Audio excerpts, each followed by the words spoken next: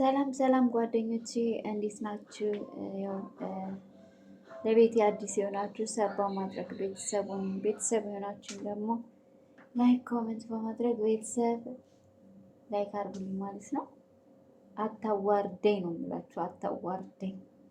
ኤፌሶን ተዋረደች፣ እኛም የምንወዳትን አዋረደችን ማለት ነው። እውነት አንዳንዴ አንድን ሰው ለመያዝ እንደዚህ አይነት ሲስተም በምንጠቀምበት ሰዓት እንደምንዋረድ በጣም መታወቅ አለበት። ምክንያቱም እርጉዝ ሳይሆን እርጉዝ ነኝ ማለት በጣም ከባድ ነው። አንደኛ ሆድ ይታያል። ከሁለት ወር በኋላ ሆድ እየገፋ ይሄዳል። ገባችኋል? እኔ በጣም ነው የገረመኝ ነው የምላችሁ። አታዋርደኝ ነው የምላችሁ። እኔ የዳንኤል ድንጋጤ ነው የገረመኝ። ሰራችለት የእውነት ሰራችለት። ግን እሱ አሁን እርጉዝ አይደለችም። እቤቱ እንደዛ እርጉዝ ነኝ ብላ ቤቱ ገባች። ወንድ ልጅ ደግሞ በእንደዚህ መንገድ አይያዝም፣ በፍጹም አይያዝም ነው ብላችን።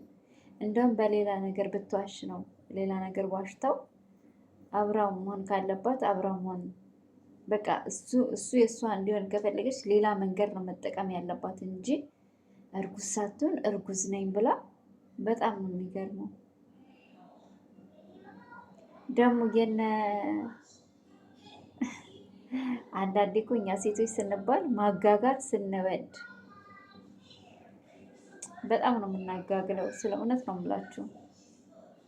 ጽጌ ራሱ በቃ ዘለለች እኮ ደስ አላት። እርጉዝ አለመሆኗ ሲታወቅ ኤፌሶን ዘለለች፣ በቃ ደስ አላት። አሁን አገኘሁት ማለት ነው ዳንኤልን። በቃ አሁን በእጅ ገባ አገኘሁት ማለቷ ነው። በቃ ጽጌ ያው እንግዲህ እንኳን ደስ አለሽ። እርጉዝ ብትሆን ያው ግዴታ ለልጁ ሲል አብሯት ይኖራል ማለት ነው። ከዛ ውጭ እንደዚህ ዋሽታው ኤፌሶን እንደዚህ ዋሽታው እንዲህ ተጫውታበት ግን ዳንኤል ከሷ ጋር ከሆነ በጣም ነው የሚገርመው። ሲጀመር ማለት ነው እሷ ባለፈው አስወርደዋለሁ ምናምን ብላ ተንበጫበጨች። ነቅቶባት ነው መሰለኝ እና ተነቅቶባት ነው መሰለኝ። በነገራችን ላይ እኔ እርጉዝ ናት ብዬ አላመንኩም። በቃ እየቀለደች አይነት ነገር ነው። ለምን እርጉዝ ሴት በተአምር እንደዚህ አትሆንም፣ እንዲህ አትጨማላለቅም እንዴ! ገና ሳይነኳት እኮ ሆዴ ምናምኔን ነኩኝ። ገና ሰው እንዴት ነው እርጉዝ ሴት ሲጮህባት ወይንም ደግሞ ስትጨቀጨቅ እንዴት ሆዴን ትላለች ልጁ? ኧረ የእሷስ የከፋ ነው እውነት። እኔ እንደዚህ አይነት አይደለም በድራማ ይቅርና በአካል እንኳን በፍጹም ነው የምላችሁ። ራሴን ያመኛል ነው የምትለው እርጉዝ ሴት። ራሴን ያመኛል እንጂ ሆዴ ላይ ልጄ ላይ ምናምን ብላ በጣም ነው የተጫወተችባቸው፣ ድራማን የሰራችባቸው። ይገርማል። እኔ አሁን ለጽጌ ጥሩ መስመር ተከፈተላት። በነገራችን ላይ ጽጌ እኮ በጣም የዋህ ናት፣ የዋህ ናት፣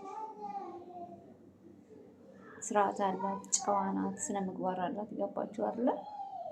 እና እሷ ግን ስትሆን በጣም ይገርማል። ግን ማለት ነው ሰው በእንደዚህ ደረጃ እንዲህ ሲቀጥፍ በጣም ይገርማል። እንዲህ ሲጀመር አይባልም፣ እርጉዝ ነኝ አይባልም። ምክንያቱም ከሁለት ወር በኋላ እኮ ከሁለት ወር አላውቅም፣ ብቻ እኔ የረገዘ ሰው ነው የሚያውቀው። ግን ከሁለት ወር በኋላ የሆነ ምልክት አለው ምናምን የማስታወቅ የማቅለሽለሽ። ግን እሷ ላይ እንደዚህ ነገር የለም፣ ኤፌሶን ላይ ማለት ነው። እንዴ በጣም ነው የሚያዋርደው እኮ እንዲህ በስመ አብ! ኧረ ወይኔ ቅሌቷ በጣም ነው እውነት። እኔ ደነገጥኩት። ይገርማል። ደግሞ እንዴት ደግሞ በቃ ሰው ውሸቱ ከተጋለጠበት በኋላ ለማሳመን መሞከር የለባትም። ጭራሽ ልታሳምናቸው እኮ እንደዛ ግር ብለው እኔ ወይኔ ዳኒ ምስኪን ተጫወተችበት። እውነት ምስኪን። አያችሁ አይደለ? ወንድ ልጅ የምትሆነውን ሴት ትቶ በቃ ለትዳር ወይንም ደግሞ ለቁም ነገር የምትሆነውን ወንድ ትቶ ሌላ ሴት ጋር ገፍቶ ከሄደ ሲልከሰከስ ይኸው እንደዚህ አይነት ነገር ይገጥማል። አሁን ጽጌ ምንም አላደረገችውም። ምንም በራሱ ሰዓት ነው ሲልከሰከስ ከኤፌሶን አንዴ ከአንዷ ምናምን ሲል የነበረው ዳንኤል ማለት ነው። የዋሰው ላምጥ ተቆልሎ ጣለዋ ማለት ነው። ጽጌ ደግሞ አትዋሸውም ስለ እውነት በቃ ጽጌ አትዋሽም ሲጀመር ግልጽ ነው የምትናገረው፣ ፊት ለፊት ነው የምትናገረው።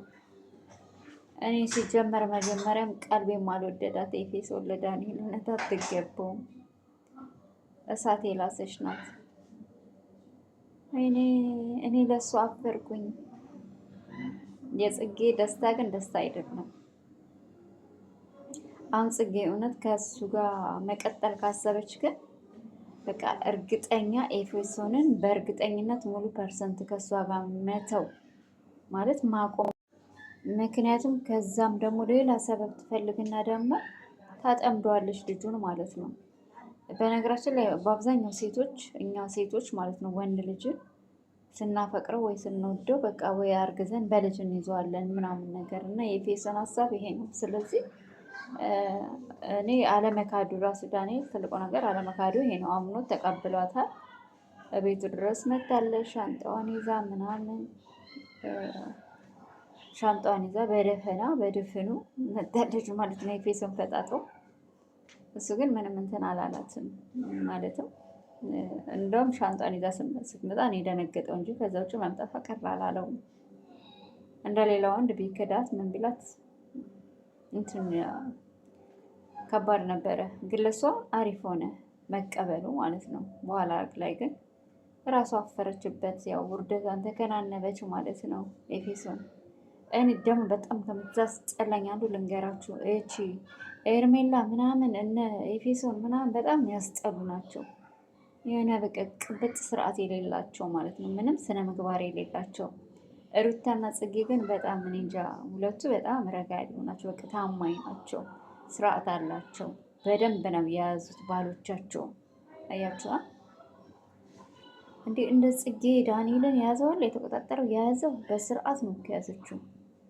ተንከባከባ ፍቅር ሰጥታ ምናምን ነው የያዘችው ጽጌ። እውነት ደስ የሚለው እሷ አልገፋችሁም፣ በራሱ ሰዓት ነው እሷን ገፍቷት ሄደው። እኔ አሁን የኔ ጥያቄ ኤፌሶን እርጉዝ ነኝ ብላ ዋሽታው እንዳልሆነች አውቋል። እነ ጽጌም አውቀዋል። ፊት ለፊት ተፋጠዋል ማለት ነው። ግን አሁን ከእሷ ጋር ይቀጥላሉ ወይ ነው የኔ ጥያቄ። ከቀጠለ በጣም ነው የሚገርመው።